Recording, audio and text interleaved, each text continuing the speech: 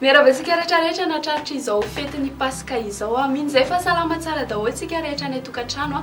Mirary soa an'izay tsy salama amin'izao andro fety izao.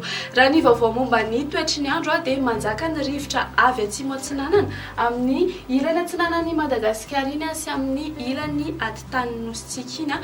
Ho an'ny ilany andrefana kosa moa zany a dia mbola mitohy aloha zany a ny oram-baratra. Araky ny hitantsika amin'ny sary izao dia misy an'ity andian-drahona ity a izay mikisaka manantona ny morontsiraka izy a ary vinavinaina hitondra orana ho an'ny rapitso a amin'ny avaratra atsinanan'ny Madagasikara iny. Menanao manaraka izao ny mety toetry ny andro raha ho an'ny rapitso e. Ny maraina dia azorana tandrivindraona ny morontsiraky melaky sy menabe ny aty Morombe aty. Azo an'izay ihany koa ny aty a vadivavy fitovinany sy atsimo atsinanana ary Taolagnaro. Azorana miatoato kosa ny morontsiraky Savasy Analanjorofo ary Andrahoana ary mety ho arahina orana mihitsy ary zany a indraindray ny aty a aloatra mangoro aty Andrahoana na Andrahoana fitsiny andro ho an'ny faritra sisa.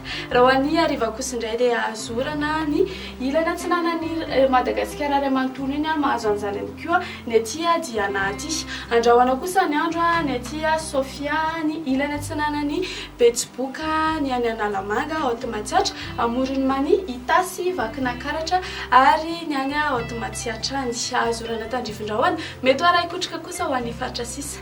Ny maripana tombatombanana ho an'ny rapitso a ny ambandrindra dia 4.0 degré Celsius hitantsika aty Vakinakaratra ary ny ambondrindra kosa indray dia mananika ny 5.3 degré Celsius a hitantsika aty Antsohy aty. Ny atao voatany moa dia manodidina ny 4.20 ka hatramin'ny 4.20 degré Celsius.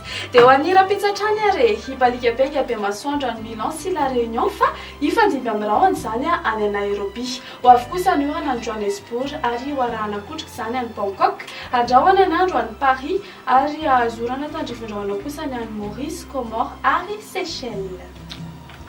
Izay indray ary no azona rosantsika e. Mankasitraka anao nanaraka ny fandaharana hatramin'ny farany ary mirary fety sambatra ho antsika rehetra. Veloma tompoko.